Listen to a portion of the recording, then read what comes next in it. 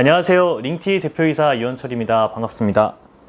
네, 이렇게 유튜브로는 처음 인사드리는데요. 오늘부터 좀 알아두면 좋은 건강 정보들을 좀 다뤄보려고 하고요. 오늘 제가 평소 아끼는 후배 권준본 선생님을 초대해서 이야기해보려고 합니다. 자기소개 간단하게 해주시죠. 네, 안녕하세요. 저는 닥터인사이드 채널을 운영하고 있는 재활학과 전문의 권준범이라고 합니다. 저는 이원철 대표님 외국 후배이기도 한데요. 이렇게 좋은 자리 마련해 주셔서 진심으로 감사드립니다. 네, 두 번째 알아볼 주제는 우리가 쥐났을 때, 발바닥이나 다리에 쥐났을 때 올바른 대처법이 뭔지 한번 알아보겠습니다. 선생님, 오늘 이제 쥐에 대한 주제인데요. 쥐가 나는 이유는 어떤 건가요?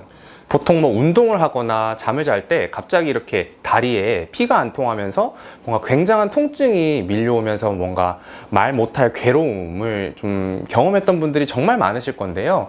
일반적으로 이 쥐라는 거는 이 통증을 동반한 갑작스러운 근육의 수축, 이렇게 얘기를 할 수 있을 것 같습니다. 근데 이 쥐는 언제 또 어떤 식으로 나타날지를 예측하기가 힘들고요. 아직도 연구가 활발하게 이루어지고 있지만 그 원인을 정확하게 지금 밝혀지고 있지 않은 상태라서 좀 잘 알고 있을 필요가 있을 것 같아요. 맞아요. 우리 운동할 때 이제 운동을 너무 길게 오래 하다 보면 쥐가 나기도 하는데 또 반대로 그냥 자다가도 쥐가 나기도 합니다.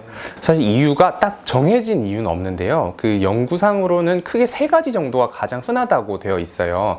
첫 번째로 이 과도한 운동이라든지 아니면 긴장된 상태에서 근육이 지속적으로 수축을 할 때 쥐가 날 수가 있어요. 또 두 번째로 전해질 불균형인데요. 탈수가 발생하거나 여타 다른 이유로 칼슘이나 칼륨, 마그네슘 이런 정해질의 밸런스가 깨지게 되면 이 근육이 어떤 정상적인 기능에 방해를 받아서 쥐가 날 수가 있어요. 또 마지막으로는 또 혈액순환이 원활하지 않으면 이 근육에 충분한 산소나 영양소가 공급이 되지 않아서 또 쥐가 날 수 있습니다. 네, 이렇게 정말 다양한 요인에 의해서 쥐가 날 수 있는데요. 그런데 발이나 종아리 같은 하지에 쥐가 많이 나는 이유가 있을까요? 이게 그 종아리 근육이라는 게 제2의 심장이라고 하거든요. 그래서 혈액을 심장으로 보내는 근육이라고 얘기를 합니다. 근데 이 종아리가 아무래도 심장에서 가장 멀리 떨어져 있는 근육이다 보니까 심장에서 저 멀리 있는 종아리까지 혈액순환이 잘 안 되는 경우가 많고요.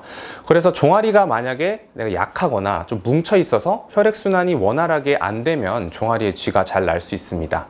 만약에 쥐가 주기적이고 반복적으로 생기거나 아니면 쥐가 나는 그 강도나 시간이 증가하는 경우에는 앞에서 설명드린 원인이 아니라 여러 동맥이나 정맥과 같은 혈관 문제 아니면 척추협착이나 허리 디스크 같은 신경 손상 가능성도 있기 때문에 꼭 병원을 방문해서 원인을 정확하게 점검하시는 것이 좋겠습니다. 네, 이게 이제 반복되거나 주기적으로 재발하는 경우에는 이제 원인이 생각보다 심각한 원인일 수 있으니까 진단을 꼭 받아보자. 네, 이런 말씀이네요. 네.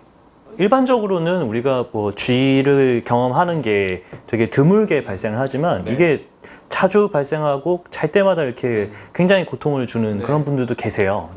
그러면 쥐가 났을 때 올바른 대처법을 몇 가지 좀 알아보면 좋을 것 같아요. 그 쥐가 났을 때는 아마 잘 아시겠지만 종아리 근육이 과도하게 수축하고 있는 상태이기 때문에 반대로 그 수축해 있는 종아리를 늘려주는 게 중요합니다. 그래서 누운 자세에서는 아마 그 축구 선수들 가끔 쥐날 때 다리 들어서 발끝을 머리 쪽으로 당기는 그런 자세가 되게 도움이 되고요.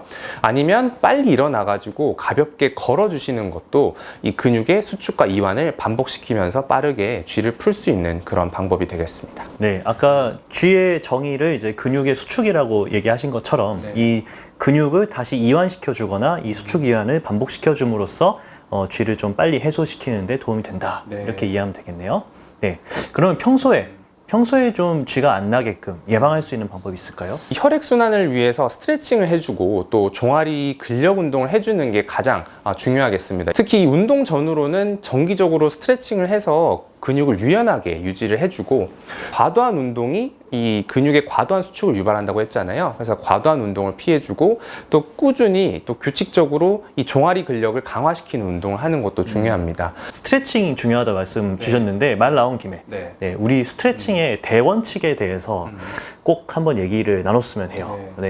그러니까 보통 그 일반인 분들이 스트레칭을 한다고 하면은 그냥 하는 신용이나 뭐 흉내만 내는 경우가 되게 많아요. 네. 특히 이렇게 반동을 준다든지 그냥 살짝 하고 마는 경우가 있는데, 그러면은 오히려 이 근육에 상처를 줄 수가 있거든요. 그래서 지그시 한 30초 이상을 하는 게 중요하고요. 네. 반동을 주면 안 됩니다. 반동을 안 주고 끝까지 당긴 상태로 30초 이상을 유지하는 게, 이게 스트레칭에 도움이 된다.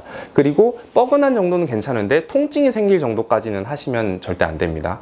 그러니까 저희도 이제 어떤 근육을 작심하고 스트레칭을 하겠다라고 생각을 하면은 그 자세에서 30초를 세거든요. 네, 여러분 30초 세보면 직접 세보면 아시겠지만 상당히 길어요. 생각보다. 대부분 그렇게 안 하세요. 그렇죠. 근데 우리가 알고 있는 의학적 상식에서는 30초 이상 부하가 걸렸을 때부터 사실 스트레칭이 그때부터 일어난다라고 생각할 수 있거든요. 네. 오히려 30초 이상 뭐 1분까지도 해야 그게 이제 그때부터 스트레칭의 목적을 달성할 수 있다. 스트레칭 전에 그 근육의 가장 두툼한 부위를 폼롤러 같은 걸로 마사지를 해주는 게 더 좋긴 하거든요. 그렇게 하면은 근육이 훨씬 더 이완이 된 상태로 스트레칭을 하게 되기 때문에 그 관절 범위가 더 많이 늘어나거든요. 네, 완전 꿀팁이네요. 네, 근육의 두툼한 부위를 외부적으로 이완을 시켜주는 게 또 도움이 된다. 스트레칭 하는데. 네, 좋은 의견입니다.